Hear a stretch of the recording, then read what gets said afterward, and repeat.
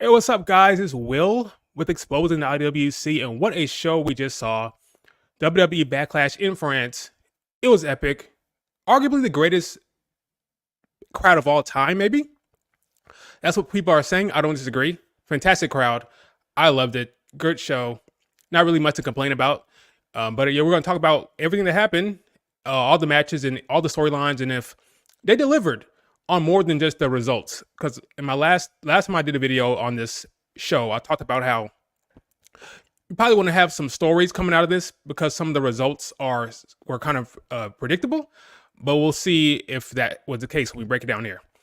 If you're watching this on replay, thank you very much. Appreciate you. Do me a favor, hit the like button and leave a comment so I can hear from you. Let me know what your favorite part of the show was and what you like about Backlash and what were your disappointments. If you had any negatives, let me know. But this show, man, what a show it was. The crowd, here's the thing. What's up, Pedro? Here's the thing. A B-level card, if you want to call it a B-level card, can be made by a crazy crowd. Like, when you have a crowd like that energetic and that emotional and that hype, you can make a C-level card or a B-level card feel amazing, okay? So even if you're one of those people who thought the card was bad or underwhelming or not impressive or whatever you want to say, that crowd can elevate anything. Yes, A-plus crowd. That crowd can elevate anything, okay? And not that this crowd had to elevate anything. I thought the matches were solid enough. All were good enough, I thought. But I thought that that crowd, man, it might have been, from my experience, maybe I'm crazy, but arguably one of the best, if not arguably, it's top 3, if not 1, okay? It beats out, for sure, the Backlash last year, okay? Puerto Rico, stand down, okay? You guys can calm down a little bit. Stand down a little bit. The Puerto Rico crowd, y'all want to say that you guys killed it last year? Well, in my opinion, France did better, okay? France killed it. So my neighbors came knocking at my door because it was too loud. Wow. And the TV wasn't that bad. Yeah, it was a hell of a show and a hell of a crowd. One of the best ever. Now for the matches, we're about to go through these matches. The main event of this show. The main event of this show was immaculate. Oh my God. AJ Styles and Cody Rhodes put on an absolute killer performance. We're going to talk about that here, talk about that match as well. But yeah, I am satisfied with the results of that show. Came right under 3 hours. Triple H's magic number, right under 3 hours. We had 5 matches. Show started at 1. It ended at like 3:53. So right under 3 hours. I didn't feel like it was too short. I felt like I got my money's worth or my subscription's worth. I wasn't at all. What's up, David? I wasn't at all complaining about what we just got. So I wasn't complaining. Thought it was good. You told everyone AJ versus Cody Rhodes be a classic. It was, man. It was super impressive. Let's start talking about these matches then. I think I have it loaded up here. Let's look at, so the first match we got was, so I was surprised that this opened the show because I thought we were going to get a major surprise. We did get a surprise, but I thought it was going to be a different person. But Solo Sikoa and Tonga versus Randy Orton and KO. This match was good. It started off kind of just going crazy out in the crowd. The GM came out and said it's a hardcore match or anything goes match, no disqualification, street fight. And that lent itself to the feud they were having. So we went into the crowd. Randy Orton went into the crowd. Before the match even started, KO and Randy Orton were soaking in the crowd. They were trying to like really soak in the experience, which I don't blame them.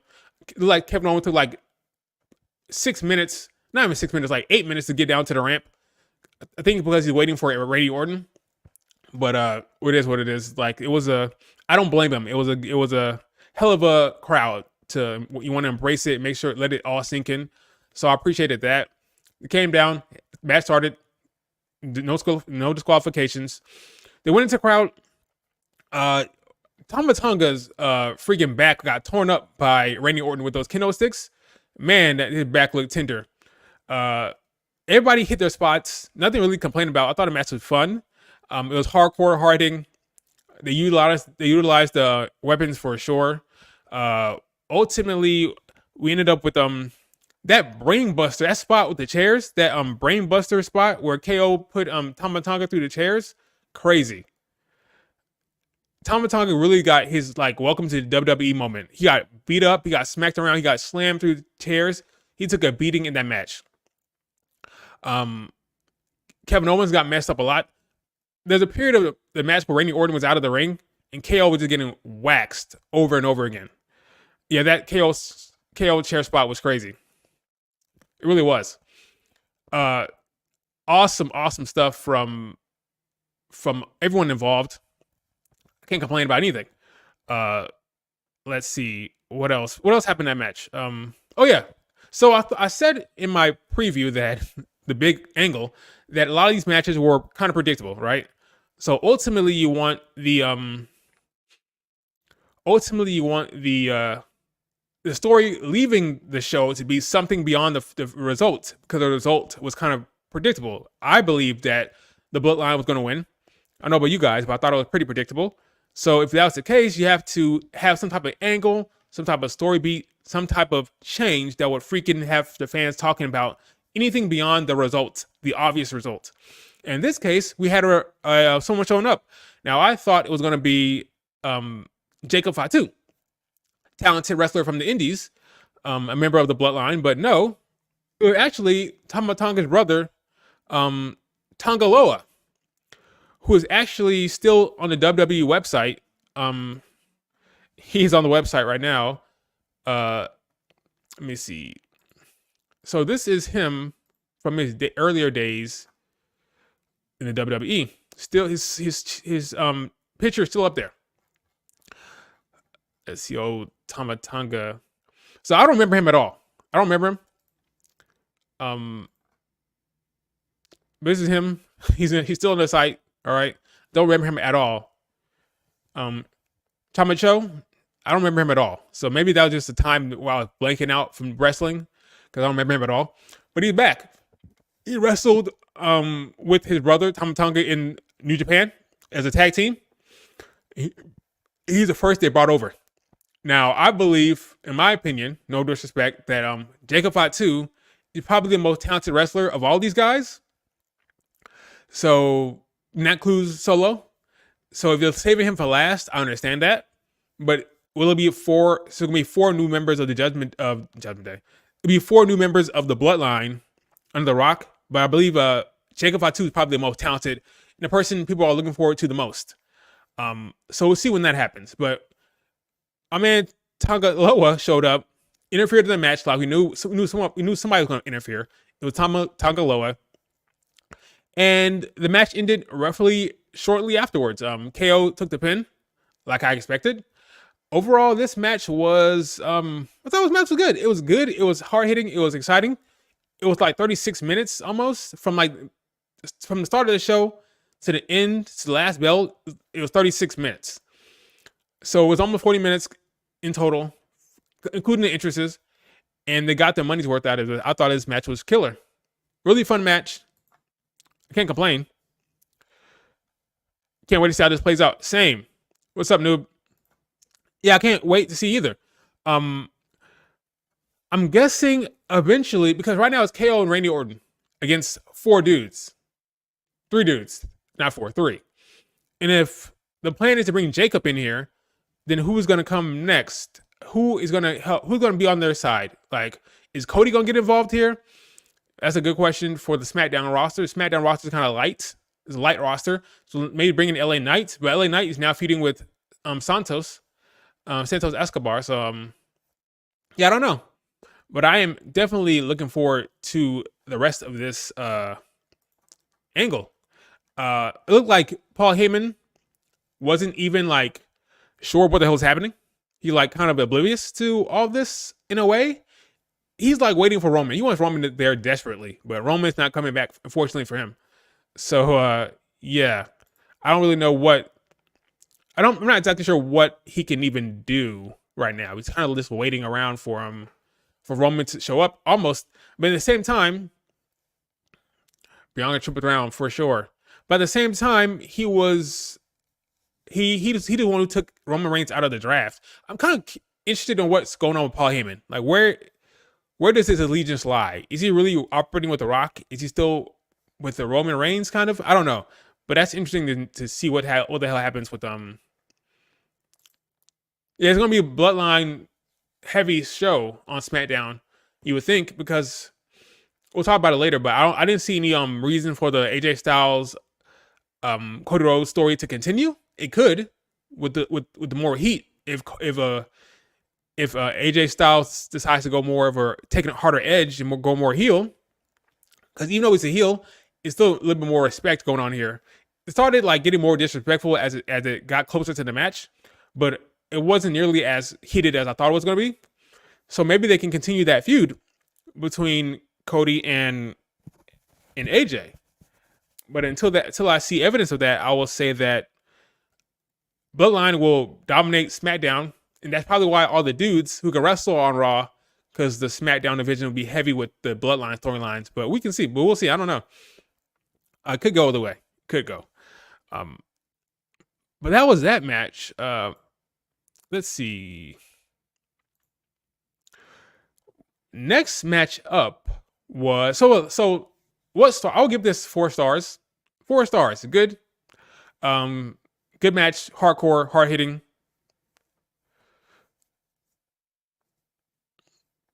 We'll get to the Bianca Belair Jade stuff in a second. Blue Bolt. Yeah, but good stuff. Good stuff. I'm not complaining about that match. Next up was the women triple threat match. Tiffany versus Naomi versus Bayley. Now the crowd, again, I'll keep saying it, the crowd was amazing. What a crowd. What a display from the crowd. They were hot for the women as well. This was good as well. I thought Tiffany Stratton, this was a big moment for Tiffany Stratton because this was her first singles performance. Well, not really. Not that's not necessarily the truth. This is her first championship match that was the PLE on the main roster. And my God, she killed it. She did well. That double Alabama slam spot to both tables was great. She hit all her spots, I thought. I like the storytelling of going for the double moonsault again. She went for the prettiest moonsault ever. Again, the last 2 SmackDowns, she landed that thing on both of them. She tried to do it again. She got overzealous. And Bayley and Naomi was ready for it. And they moved out the way. Hit her with almost like a 1D from like the Usos. And then she's out of the picture. So Tiffany was kind of protected in a way because both of them together took her out. Bayley and Naomi both took her out. And then Bayley hit her with a roll-up almost to get the win. All of them, nobody was really beaten up. They were all kind of protected in a way, but Tiffany more so. So there's more planned for Tiffany going forward. Naomi did well. All these women had their spots. All of them had their moments. The crowd loved them all. There was no, oh, boo, me boo this person. No. Naomi, Tiffany, and Bayley got their cheers and got their applause. If anything, Tiffany got more boos than I thought she would get. But then again, she's going up against Bayley. Every time anyone hits Bayley, whether it's definitely Tiffany. Naomi, not so much. But when Tiffany hit Bayley, she got the boos. So Bayley is just beloved right now internationally and in America. She can't do anything wrong. No matter what she did with damage control, it doesn't matter. They pretend like it didn't happen, which is fine, whatever. But yeah, great match by them. Like I said, they protected Tiffany. Bayley did well. Bayley sold, worked the crowd like crazy. The crowd was chanting her name, singing her song. Yeah, Bayley got the most love for sure. Like the crowd loves her. She had a perfect debut for the pay-per-view. For the first pay-per-view, it was perfect for Tiffany. Perfect for Tiffany. there was no story beat coming out of this, no angle or nothing, right? Uh, I wasn't necessarily expecting anything. Like, I wasn't expecting Nia Jax to come out. I thought it was possible that she could come out. Maybe have Nia Jax come out and do something per se. I don't think it needed it.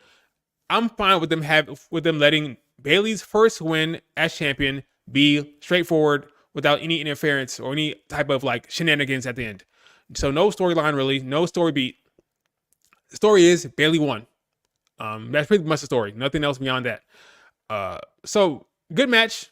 I'll give this another 4, like a 4 out of 5. Now at the beginning of the match, it was kind of like, it was a little awkward at times at the beginning, a little slow at the beginning. They were trying to find their footing, but once they kick it up into high gear, it was great. I thought the match was great. Once they found their footing, I thought it was awesome. Awesome match. What are my top 5 women in WWE right now? That is a good question. Bianca, Rhea, Charlotte, Becky, Bayley. Boom. Horsewomen and Bayley. The horsewomen and Bayley and Rhea. That's the horsewomen and Bianca and Rhea. That's kind of like a cop-out. Quick cop-out. I'm concerned about Bayley's title reign from here on. Nia Jax, then what? Then Blair Davenport. Yeah, I would fully expect them to go straight into Nia Jax because she attacked her last week. And then maybe they give Blair Davenport a push because Blair Davenport is a heel. And she's a talented heel. She's not green. She's been wrestling for a while now. She wrestled in Stardom, won a championship with Jamie Hayter in Stardom, came over to UK, NXT UK, killed it there, killed it in NXT. So she's a seasoned wrestler. So you can put Blair Davenport as a heel right into a storyline with Bayley, and she will handle it. So you can do Blair Davenport, you can do Nia Jax, but I agree with Bianca and Jade in the tag team division. The SmackDown Women's division until Charlotte gets back is basically more Tiffany, Nia Jax, and Blair Davenport. So they have storylines to get to SummerSlam. I guess the bigger question is what would be Bayley's SummerSlam program? You know, I don't know. I don't know what her program would be. You know.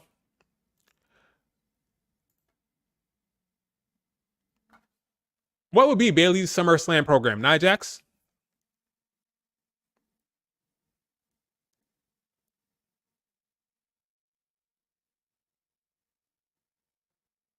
I don't know.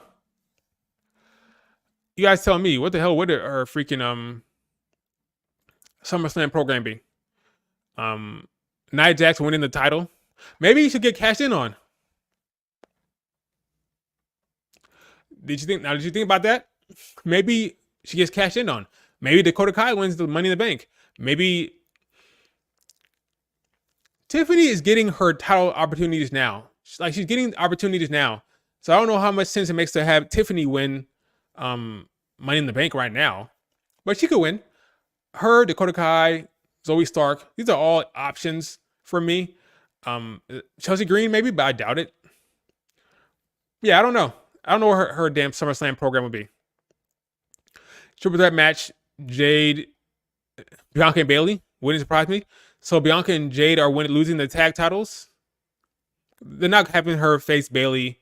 They're not having them face Bayley as tag team champions. That would be weird. But anything's possible. I wouldn't be shocked. Anything's possible. There will have to be a falling out sooner rather than later with Bianca and Jade. We'll talk about Bianca and Jade in a second, but I have a whole lot to say about that. But yeah, good match. Bayley killed it. Tiffany killed it. Naomi killed it.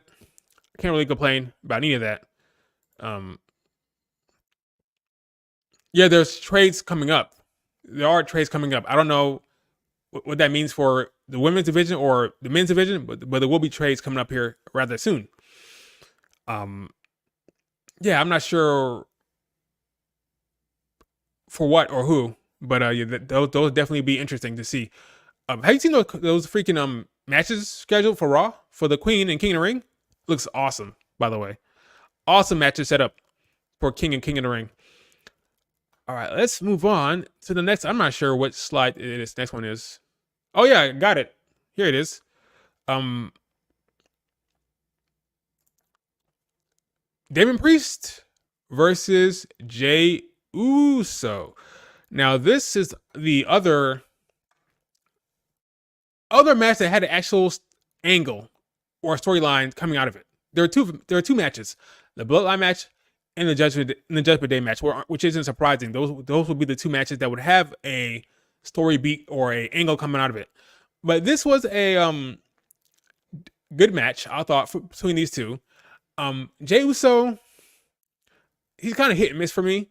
This match, I thought he did well with Mr. Priest here. Back and forth. Crowd was into it. Crowd was into the yeet. That entrance Jey had was freaking ridiculous. Like, rivals any entrance we've seen in recent memory.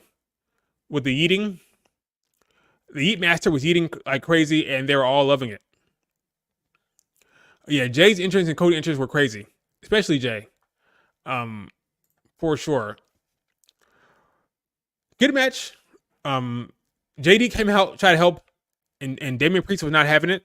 Finn Balor came out as well, and he's not having it. So what I said was a couple times on Twitter and on the stream that Finn Balor versus Damian Priest is coming. That feud is gonna happen sooner rather than later.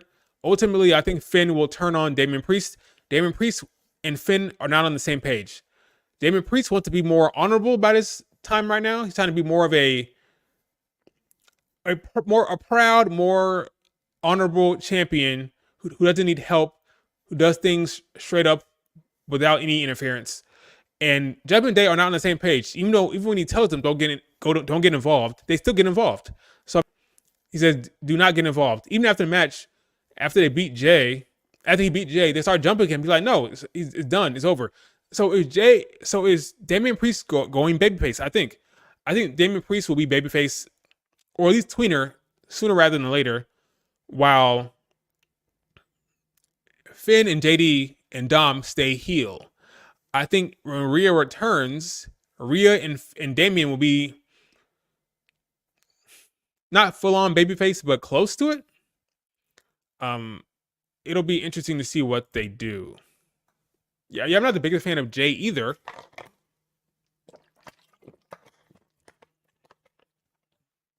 Or his moveset. I think the movesets are pretty predictable and pretty standard.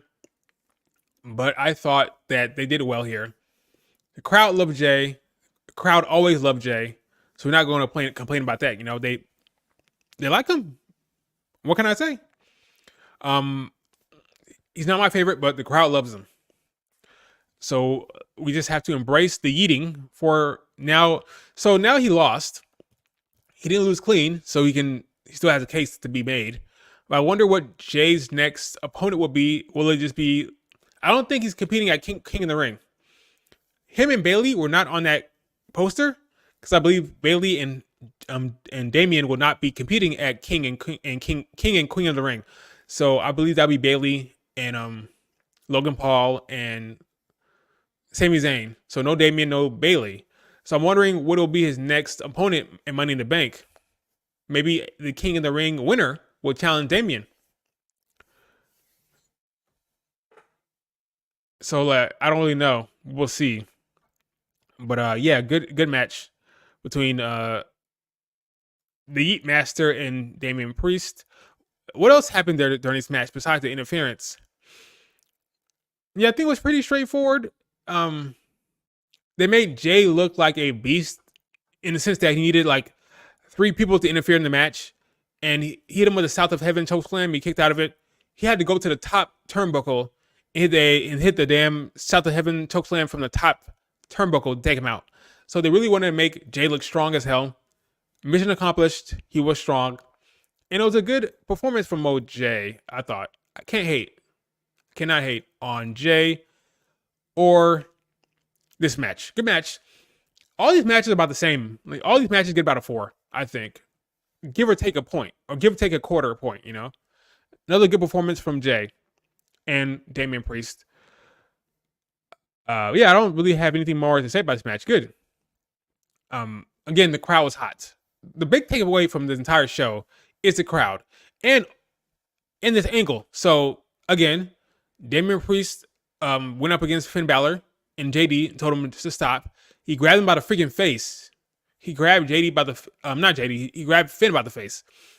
So that feud is gonna come, guys. I don't really know when they're gonna pull the trigger on Finn and Damian, but Damian will lose that title because of Finn, and that's how they'll protect him. So he won't lose like a sucker. He won't go out like a sucker. He'll lose because Finn Balor interfered, and that'll be the split of the Judgment Day. And then Rhea will have to come back and deal with that, you know. But we'll see where they decide to pull the trigger on that. I'm thinking probably I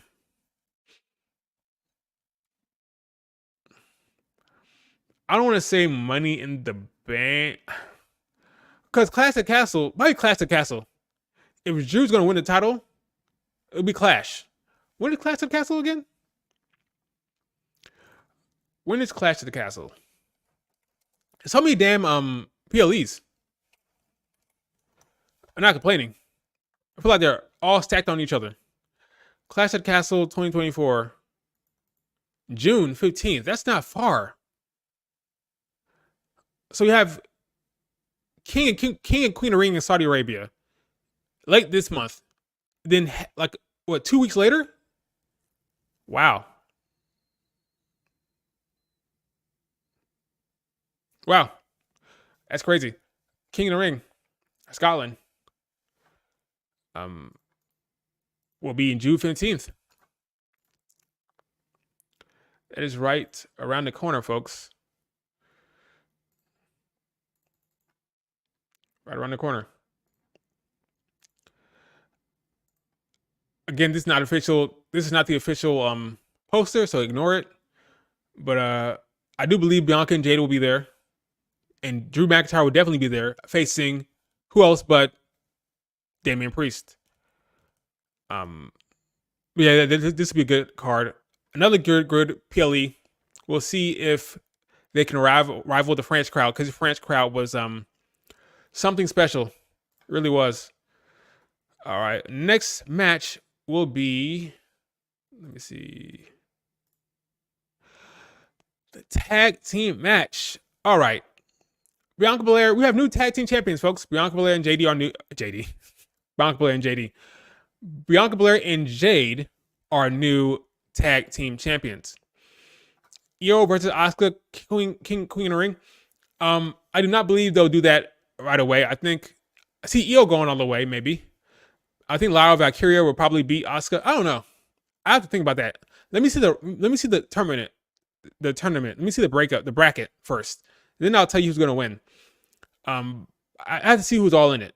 Like who's in it from SmackDown, what are the matchups. Let me see the bracket first.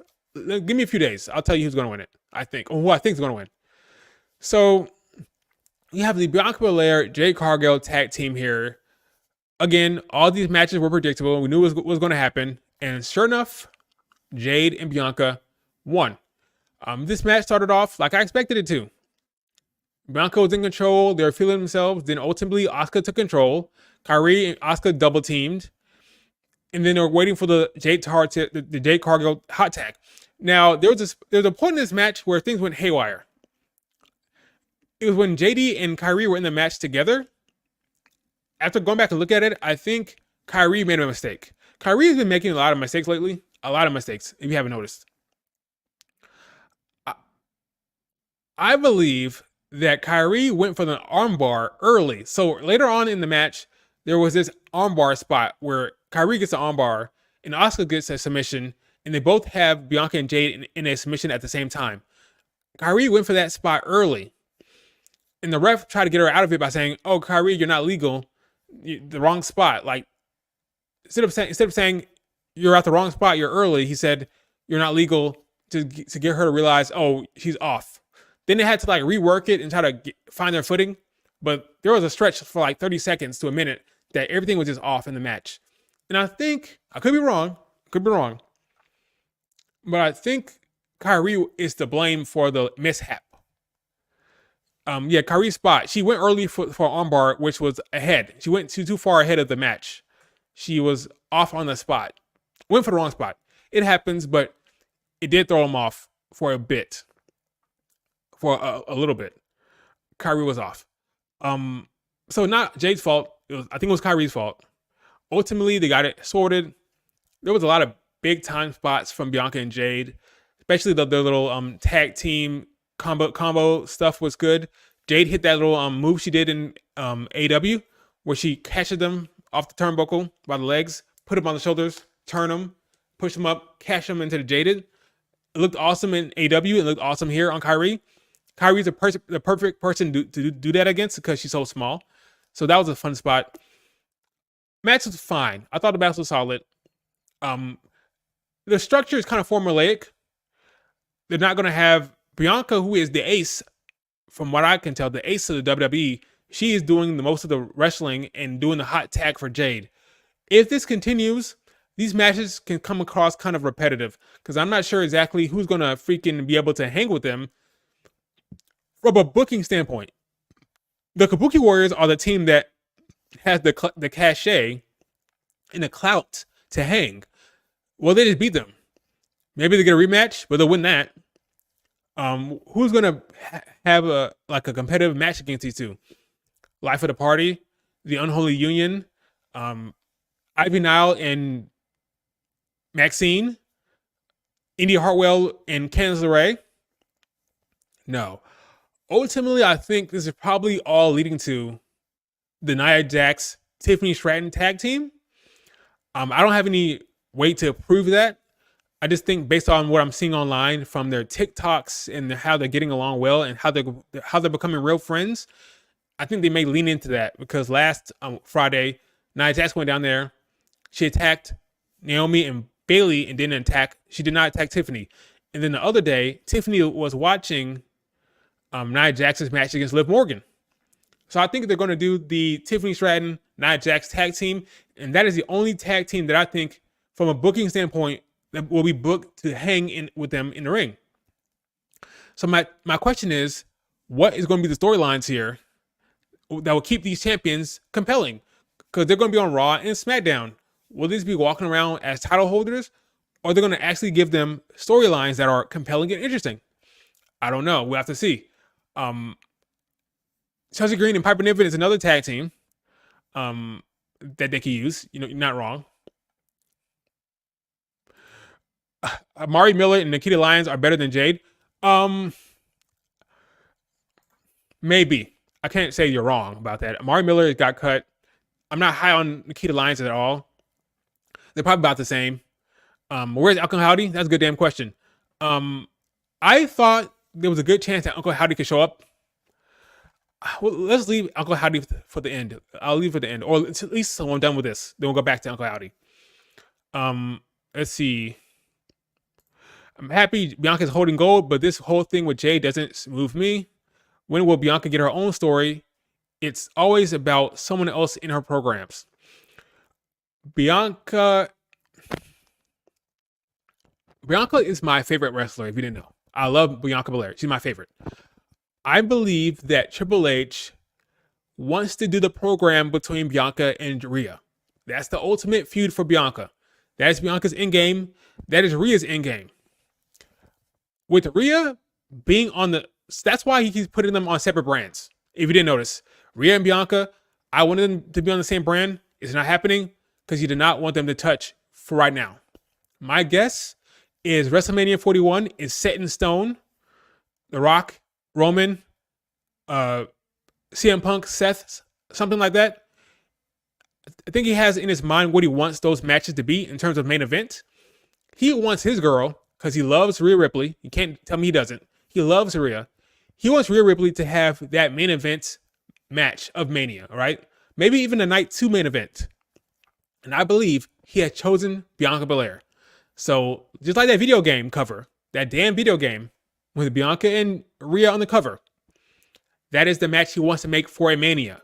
And that's the match he wants to main event Mania night 1 or even night 2 potentially. Because he loves him, Rhea Ripley. He loves them both. But he really loves that Rhea Ripley girl. So he wants to let her have a big time Mania match. And I believe he has chosen Bianca. So until that can happen, Bianca is kind of like especially now with the Rhea Ripley injury. With Rhea out, there's no one that he wants Bianca to face that's a big deal. She's beaten Bayley. She's beaten Becky. Bianca will have her matches against Tiffany and Nia Jax ultimately, but he thought that instead of having her face Nia Jax and Tiffany in singles matches, since Bayley is champion, you don't want Bianca in the singles division whatsoever. You want Bayley to cook as a singles competitor, because we've seen ultimately Triple H is not going to book Bayley over Bianca. Bianca is ace, so her and Rhea are the aces of WWE in the women's division. So he does not want to book Bayley to beat Bianca. So to take Bianca out of the singles division, so Bianca's not chasing Bayley because he don't want that match. He wants Bayley to have her own feuds away from Bianca. He said, okay, Bianca, we have Jade Cargill here. We're trying to bring her up. We're trying to have her have some success, let her have some shine. What better way to keep Bianca away from Bayley? Okay, since Bianca's not on the same show as Rhea Ripley anyway, let's put Bianca and Jade in the same group in a tag team, and that'll be the storylines for now, which will have, that's how we separate them.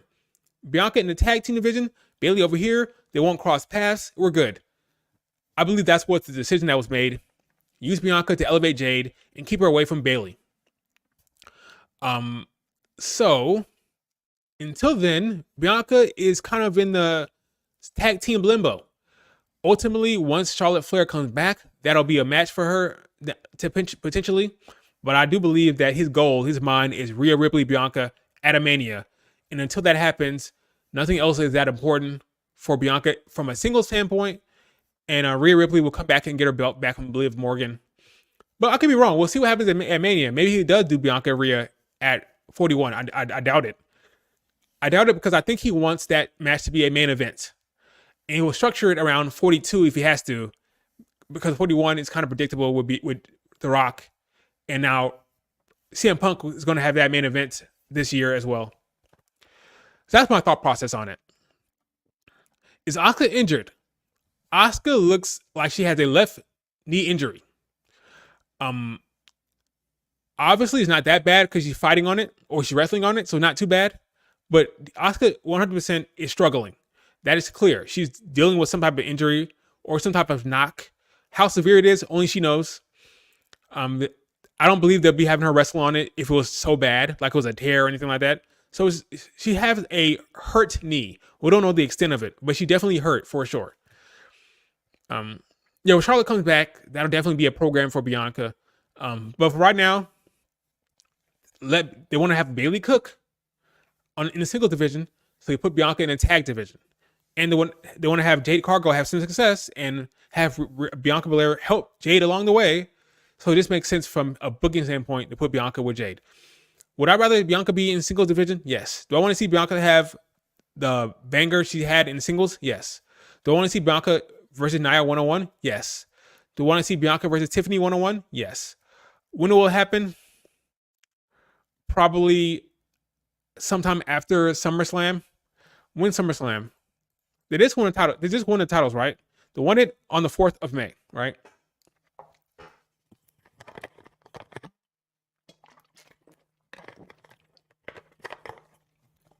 They just won those tag titles. So SummerSlam 2024. SummerSlam 2024 appears to be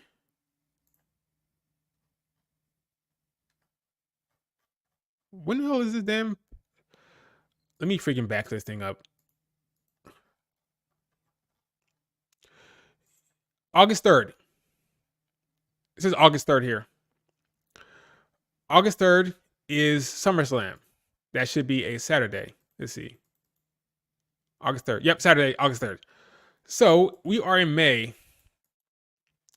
1 month. 2 months. 3 months. Yeah, so literally 3 months from now, exactly 3 months from now will be SummerSlam. I think the Bianca Jade tag team will go for that long. We're going to get 3 months at least. 3 months of Bianca and Jade in the tag team. And then after SummerSlam, once it's decided who they'll drop the belts to, then we can have Bianca in singles. But the thing is, Jade is also on SmackDown. So unless there's this is why I thought Jade was going to be on Raw. I thought she would be on Raw to avoid this.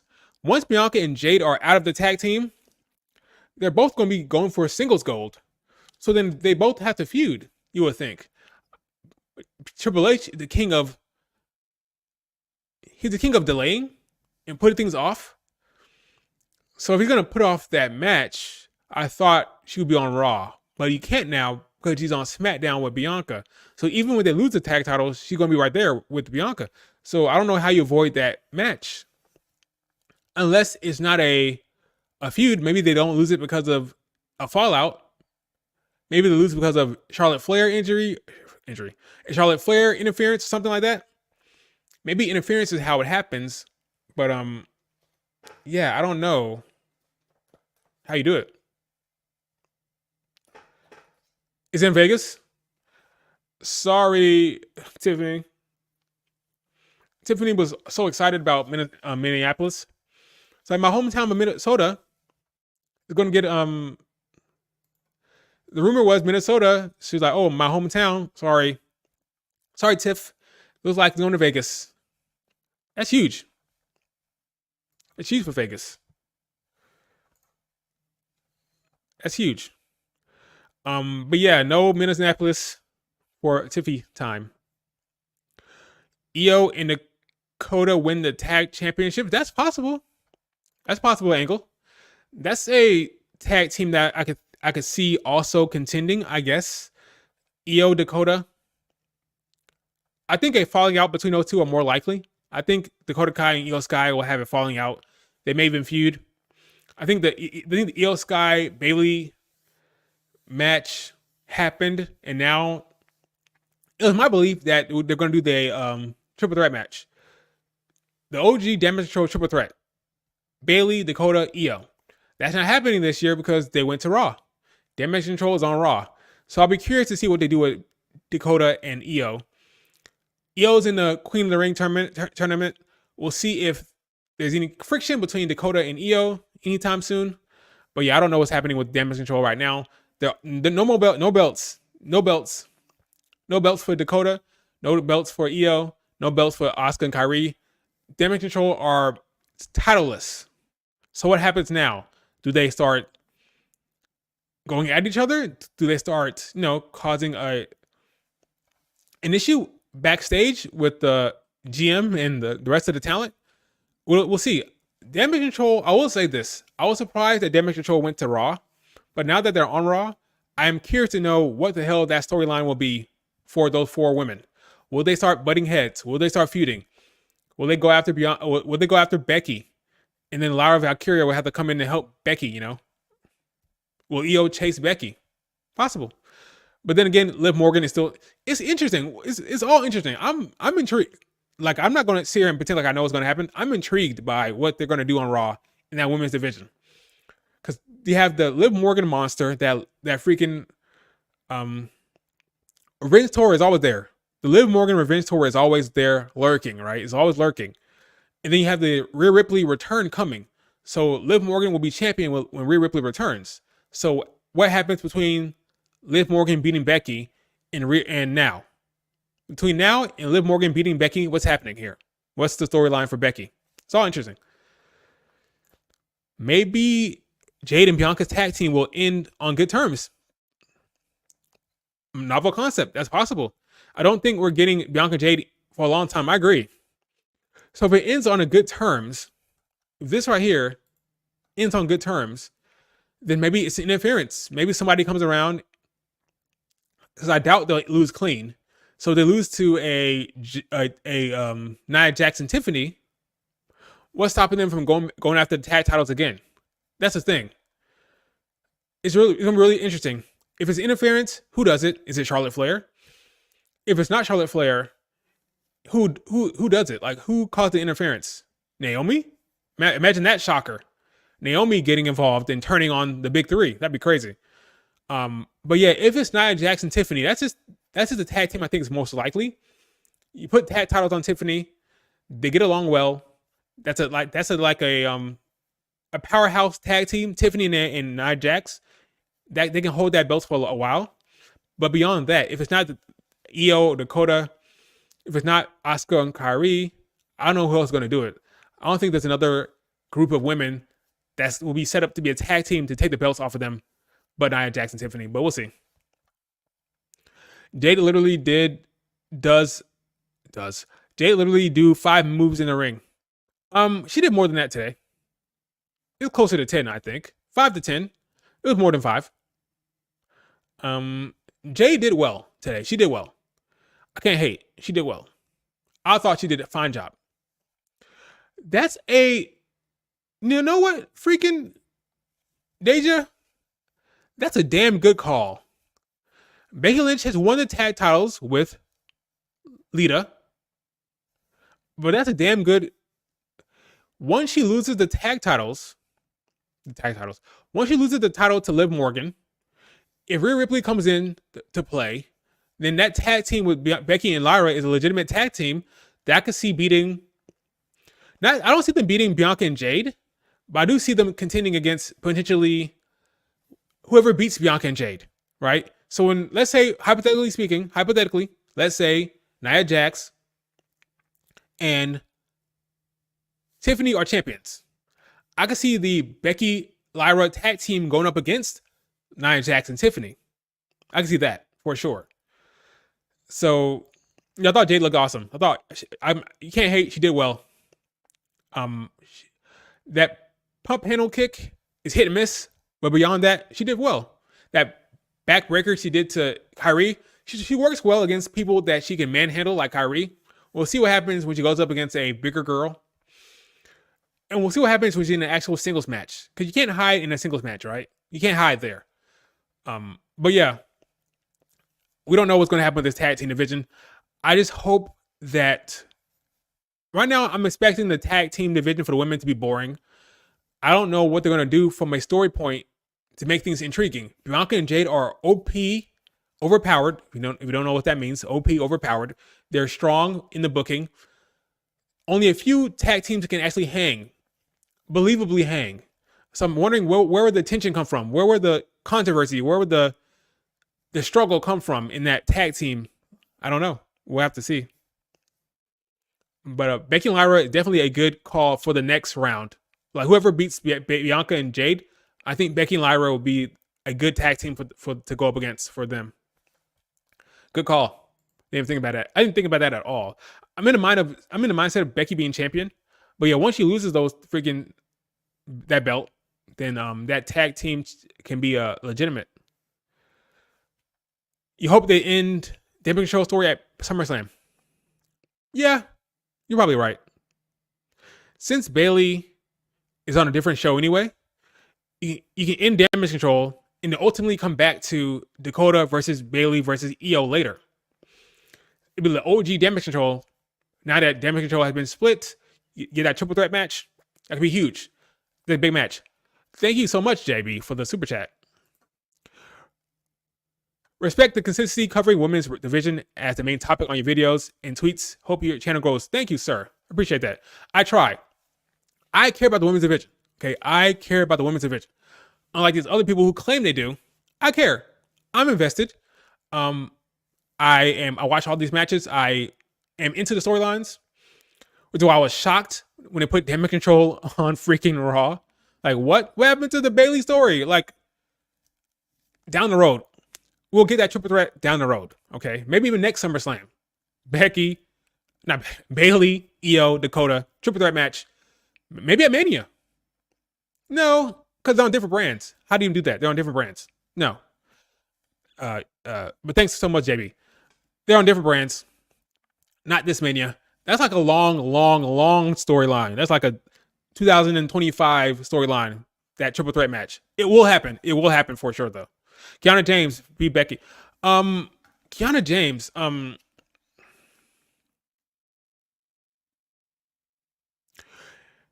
Kiana James, I think, will have a singles match against Becky Lynch. I think they'll do that. I think Becky will do that thing where she goes around and defends against a lot of people. She's like, "Oh, I'm a open challenge." I think Kiana James will face Becky 1-on-1 at some point.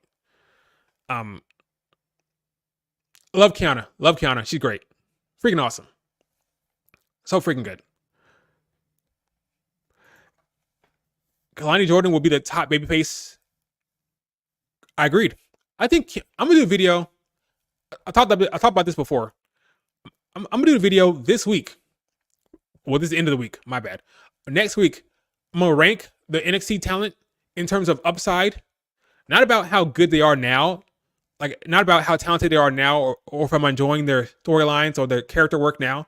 I'm gonna do a video based on their projection, where I see them being on the main roster. Kalani Jordan has top babyface on the main roster potential. Kalani Jordan, she could be the top babyface on the main roster. That's the kind of potential she has. I want to see more character work. I want to see more storylines for her, but I think she had that type of potential, and she's the woman that you can turn Bianca Belair heel for. If you want to put Kalani Jordan over in a big way, you turn Bianca heel and you set Kalani Jordan up later on. That's a babyface that I could see being the face of the division later on. She has that type of potential, even more so than I think Roxanne Perez. We'll get that in another video. We still have another match. But yeah, this was good. Once again, Kyrie made things a little shaky. Miss Kyrie Sane made things a little shaky there in the middle.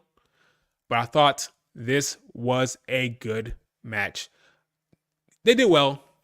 I'm just hoping that the storylines will be good and warrant the talent having the belts, because this is a big time talent you have. Bianca and Jade, they're high on them. So please give them some storylines that are kind of interesting. And finally, we move on to the main event. This match was amazing. It was amazing. Cody Rhodes versus AJ Styles was a fantastic match. My God, they cooked.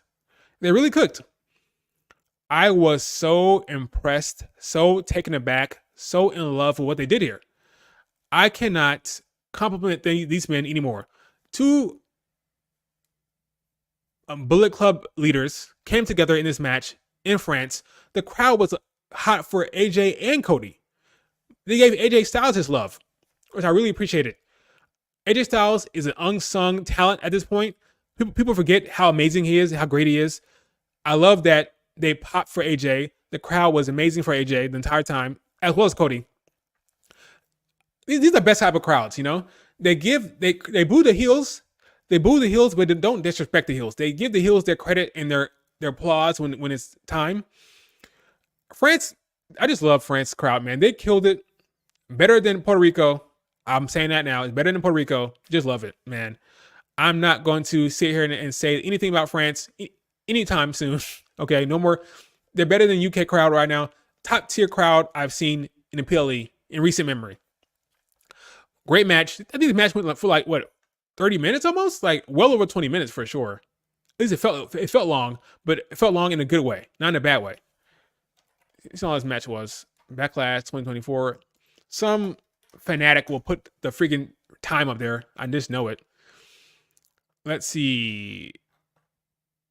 Oh, it's almost 30 minutes. So here's the match. Here are the match. Here are the match lengths here. Once I get it the right freaking screen here. Well, what are you doing? So here are the matches here. 20 minutes for the first match. About 14 minutes for the women. Wow. So Bianca and Jade was the third.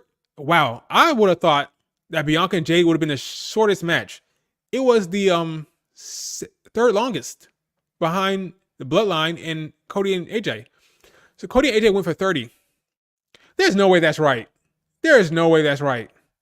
No way. 19 minutes? No. Unless the entrances were that long? Because I could have sworn the match ended around 1:36 Eastern time. So maybe 16 minutes worth of entrances? Maybe. No, I take it back. I thought this match was longer than that, but maybe I'm wrong. There were really long entrances. Cody Rhodes and Randy Orton took a long time to get down there. Never mind. Just 20 minutes for that. match. Well, yeah, Cody Rhodes and AJ Styles went almost 30 minutes, and it was crazy. One of the matches of the year for me. They killed it. Absolutely killed it. No storyline came out of this, though. No story beat. I thought it was very possible that we were going to get some type of storyline where it'd be like AJ Styles attacking Cody afterwards, getting more heat to this feud. But no, Cody Rhodes won, took care of business, and that was it. Great match, man. There was that moment where Cody started hulking up. They have to be careful with that. They need to be careful with that, though. I don't know if people are going to want to see Cody do the I'm hulking up. Fight forever, yo. Great match, man. It was great. I don't know if they want to do the whole Cody's feeling it. He feeling because he ate it was like a dragon. It was like a something. What's the name of the damn move he did? He dropped Cody on his shoulder, put him on a torture rack, dropped him on his shoulder, and kicked out at one. Burning hammer. That's what a burning hammer. And he kicked out at one, and he hulked up. That's all fine, but you don't want to do it too much. Okay, you don't want to hulk up too much. I'm hulking up. You don't want to do that too much. Okay, but Cody killed it. AJ killed it. That 450 springboard was awesome. Oh, Jade Cargill also hit another. She hit a springboard as well. I was surprised when I saw that. She jumped on the top rope to hit that springboard crossbody. Impressive from Jade. But AJ Styles was just amazing. Great match. Fight forever for real. Like, what a match. What a display from these two men. This is what I'm talking about. Cody putting on bangers with great wrestlers. All right. I loved it for AJ. AJ got his freaking flowers. What a match for these two. And what a hell of a performance. This crowd was electric the entire night. I want them to go back. Best PLE crowd we've seen in a long time. So good. But again, no storyline. So only two shows, and by shows I mean matches. The only two matches that had an actual storyline was Judgment Day and the Bloodline, which makes sense because those are the storyline factions. The struggle between Finn Balor and Finn and JD, they refused to listen to him. They refused to listen to what this man had to say. Don't interfere. Okay, we won't interfere. They didn't interfere anyway. I don't know what they're doing. I don't know why they're doing that. Are they stupid? Like, why are they doing that? Man said don't interfere, and they're interfering anyway. So of course they're gonna piss Damian Priest off. And then you have the storyline between the Bloodline, of course, bringing in Tonga Loa coming into the Bloodline. When will Jacob come in? The Bloodline is taking over SmackDown. That's the other storyline. But for me, the talking point will be neither of those. Neither of those storylines are big enough for me. Not even the Tonga Loa storyline. I think the major talking point will be the French crowd. The French crowd stole the show. So that'll be the main storyline for the French crowd. They won't be talking about Judgment Day that much. Tonga Logo will get some talk, but the main talking point will be, wow, the France crowd killed it. And that's a testament to them. Like, what a performance by that crowd. Amazing. So now, beyond that, so this match I'll give like a 4.75 out of 5. Like, either a 4.5 or 4.75. Almost 5. Like, great match. So let's talk about something that didn't happen. AEW champ. Who's AEW champ? Let's talk about the lack of Uncle Howdy. Now, I thought it was very possible that Uncle Howdy could pop up tonight. All right, but what we got was we got a cue card. Not cue card, and code cue card, a QR code, a QR code is what we got. All right, and it was interesting. So somebody, I'm sure I figured this out. In fact, let me do this right now. I'm gonna call live on the air. There was a number for the Uncle Howdy thing. So this is what they showed, right? Looks like a lady. Sister Abigail, maybe? No, you're good. Sister Abigail, maybe? I don't know. But it came with a number. That number was, what was that freaking number? Uncle Howdy Tease. We'll do it live. What is? Let me take this off for some. I'll put it back up when I actually find it.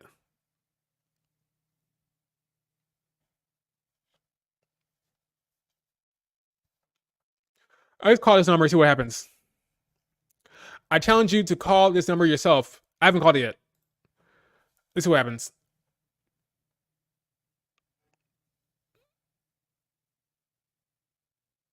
Call it, be creeped out. It'll be creepy? Okay. Thanks for heads up. I'll put it on speaker, see if I can hear it. See if it'll come through. I thought it was very possible that he would show up tonight. Based on the teasers, it almost seemed like they were going to they're setting it up to Ann plus Uncle Howdy. But it was just another QR code, which is fine. They can take their time. I believe this Uncle Howdy stuff will be more SmackDown related. I think it'll be a SmackDown thing. Let me ask you a question. What will be Uncle Howdy's first, or whatever the hell it is? We call it Uncle Howdy. It may be like a Wyatt Six. What will be their first feud? What will be their first feud? That's my question for you guys. What will be the first feud for that? 888 280 3999.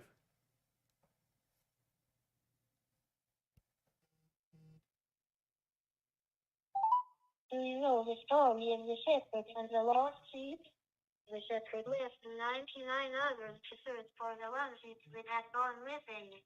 He rejoiced when he found it. But what happened when my precious sheep went missing? What the fuck? None of you cared. Their families didn't care. Their friends didn't care. You let the darkness take them. Left them shackled in hell all alone. But I set them free. They are my family now. And we will do anything to protect our family. I can't wait for you to see what they've become. It's beautiful. What?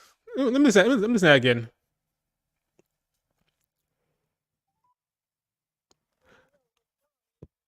And the lost sheep? The shepherd left The lost kid? others to search for the one sheep that had gone missing. He rejoiced when he found it. But what happened when my precious sheep went missing? None of you cared. Their families didn't care. Their friends didn't care. You let the darkness take them. Left them shackled in hell all alone. But I set them free. They are my family now. And we will do anything to protect our family. I can't wait for you to see what they've become. It's beautiful. Okay, what I'm getting is her family. No one cared about. Interesting. Okay, I'm gonna break that down later.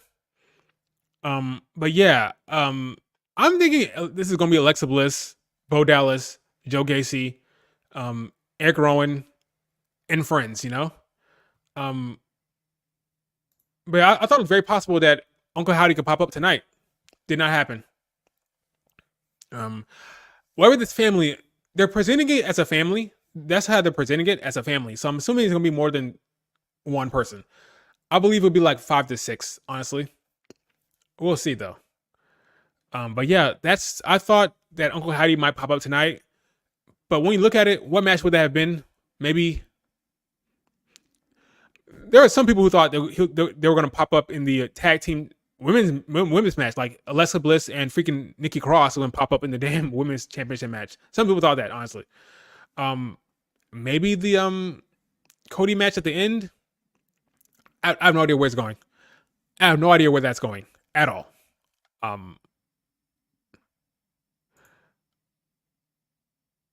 Battleground, NXT Battleground, or are you talking about Joe Gacy?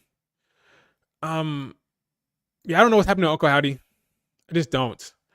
Uncle Howdy is out of my realm of understanding right now. I don't know what's happening with Uncle Howdy. Oh wow, look at that. Here it is, WrestleMania. Las Vegas. Sorry, Minneapolis. Look at that. Look at that freaking picture. Look at that freaking awesome looking. Look at the freaking cards with the blackjack. Look. Oh my God, that is a beautiful logo. That is beautiful. Look at that.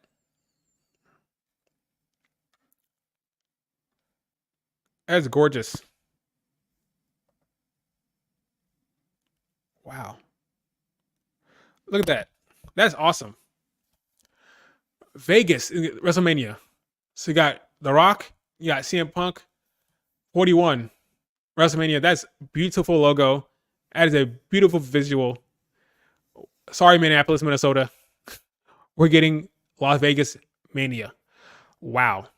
I was in Las Vegas last year. Last year I was in Vegas. I got sick when I got back. It was very annoying. But that is a beautiful, beautiful logo for WrestleMania, man. Wow. April 19th. Why is it so late? To avoid the question is, why was WrestleMania so late for this next year? To avoid March Madness. They don't want March Madness to be happening anywhere at the same time as WrestleMania. That's a big thing for Nick Khan. Nick Khan did not like all the talking points to be about March Madness going close to Mania, so he decided to go further out. It could have been worse. Some people talk about May. There was talk of May. This is like a compromise. So we're in mid-April, away from March Madness season. That's why that's the reason. It'd be warmer in Vegas.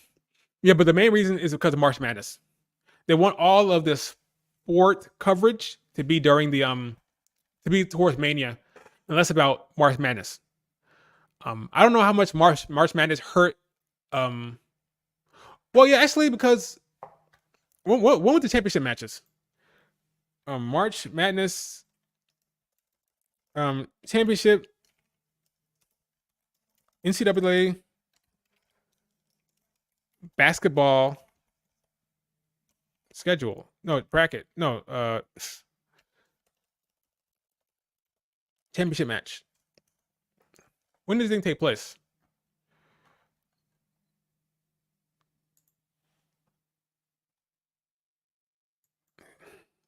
Basketball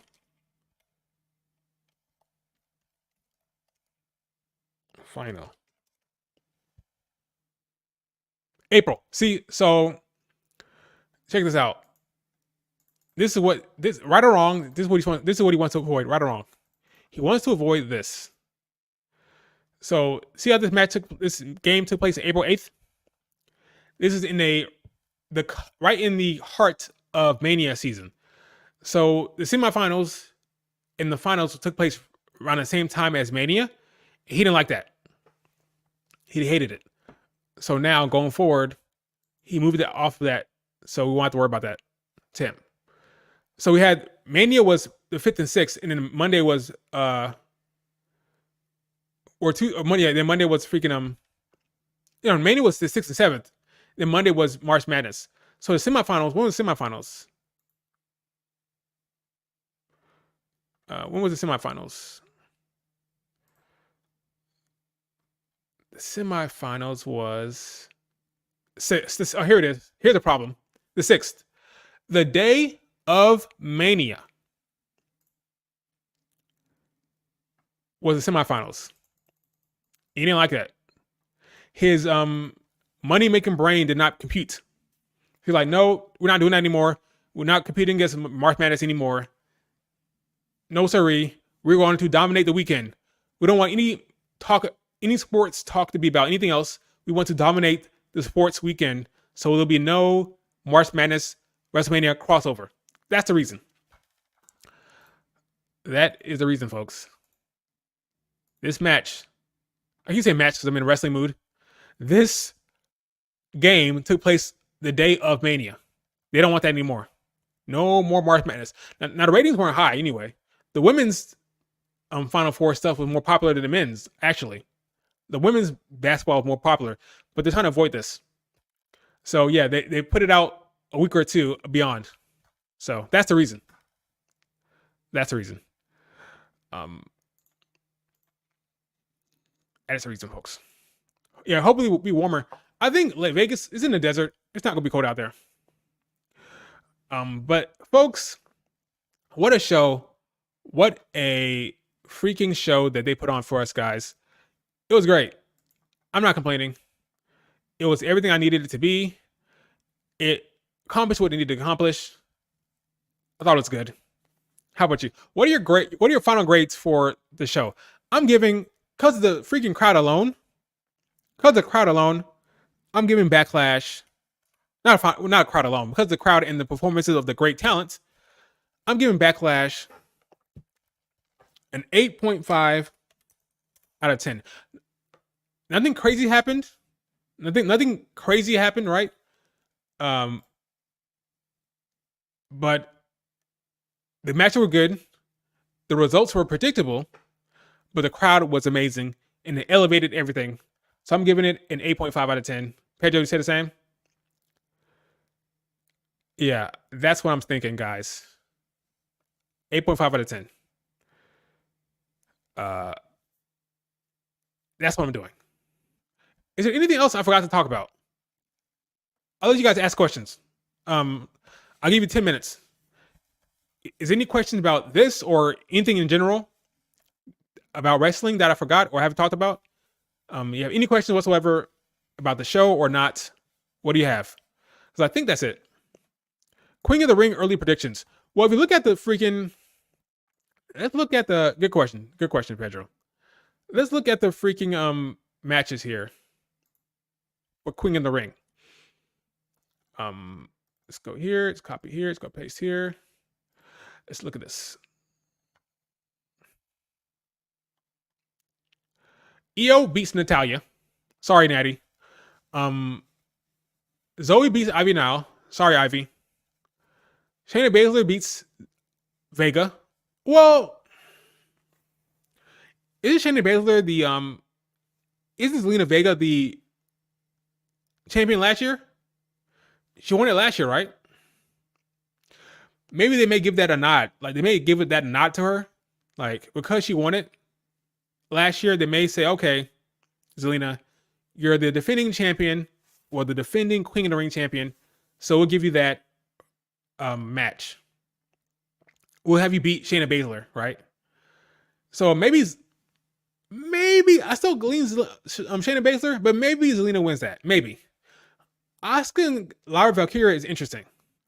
I think they should probably have Asuka win that. But if you want to elevate Lyra right away, that's a huge victory. A huge victory for Lyra Valkyria. Now, Asuka fans will have a fit. 2022. Okay, thank you. Asuka fans would have a fit. They'll go crazy. Yeah, they didn't have it last year. Asuka fans will go crazy. But you can't have her. Can you have Lyra Valkyria lose her debut match? Probably not.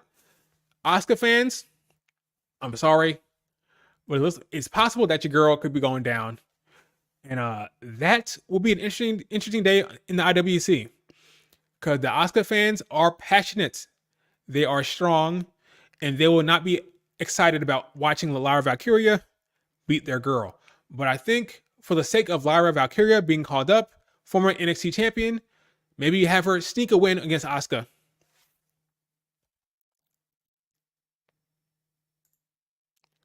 So I guess the bracket is, so we have 4 matches on one side and 4 matches on the other side on SmackDown. I'll be interested to see what the SmackDown matches are. Blair Davenport, Tiffany, Nia Jax, Naomi. Will Bianca and Jade be kept out? Look. So Bianca and Jade are tag team champions. They're not in the tournament. I'm starting to think that Bianca and Jade won't be in this. They're going to keep them in the tag team division, which means maybe Candice LeRae, Indy Hartwell gets in here. Who else in the tag team division over there in the women's division?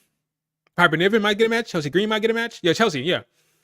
So Bianca and Jade, I believe, will be taken out of the single stuff altogether. Does that sound exciting, folks? You tell me.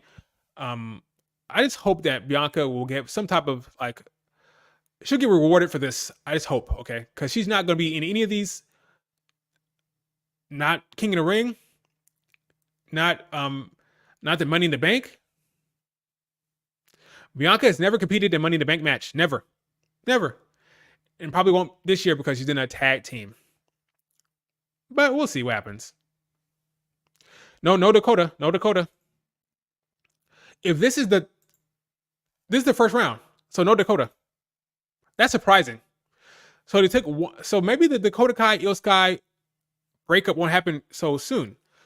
Io Sky and Asuka are the two they put forth from Damage Control are the two they've nominated for the first round here. So no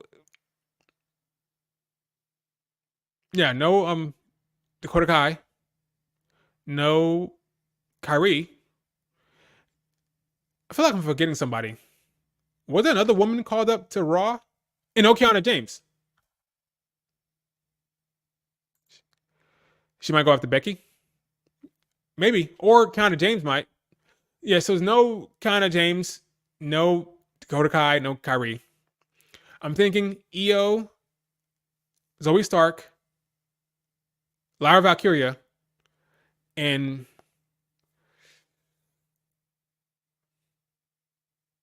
I'm gonna go Baszler. I changed my mind. Baszler wins.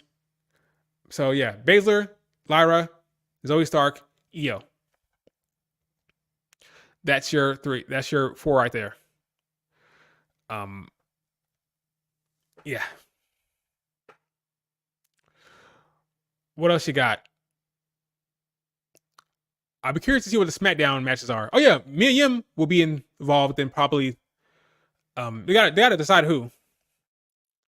Maybe Mia Yim will be involved in that side as well on SmackDown. I just know Bianca and Jade won't. Maybe not even Nia.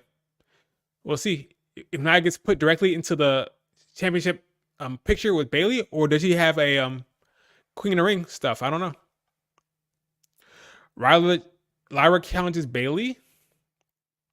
Yeah, who wins this match? Who wins this side of the bracket? I don't think it'll be Lyra. I don't think they'll give her that type of push. It'll be Zoe or Io that wins from this side of the bracket. We'll see what happens on the other side. It'll be Io or Zoe who wins, not Lyra. She's not getting that type of push. I could be wrong, but I don't think she's getting that type of a push right away. I think she beats Asuka and then loses her next match in the second round, or maybe she'll go to the semifinals. I think Io might win on this side. I think it might be Io versus someone over there. We'll see. You don't want to completely diminish Io as a competitor. She's a champion, former WWE champion who went toe-to-toe with Bayley. So you want to keep Io strong. So Io might be coming out of this side of the bracket, probably. She's most likely. She's the most likely candidate to come out of this side of the bracket. Oh yeah, Ricochet versus Ilya. It's crazy. Let me look at the other one. I think I got the other one here.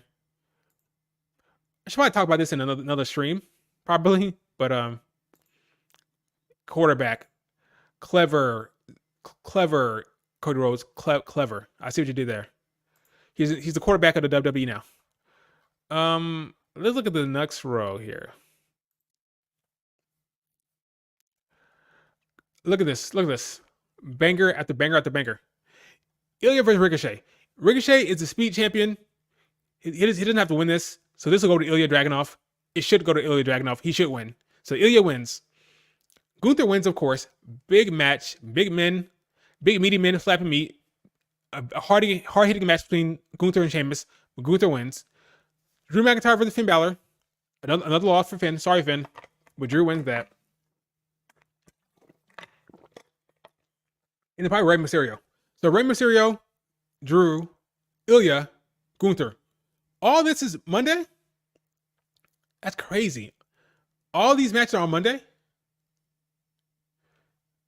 That's crazy. Monday might be one of the best in-ring matches. In terms of in-ring, Monday might be the best ever. Like on Raw for a while. Look at these matches. This hard-hitting, good wrestling from both the men and the women. Wow. Crazy. All right, folks. I've gone for 120 minutes. If you're watching this on replay, remember to hit a like and leave a comment.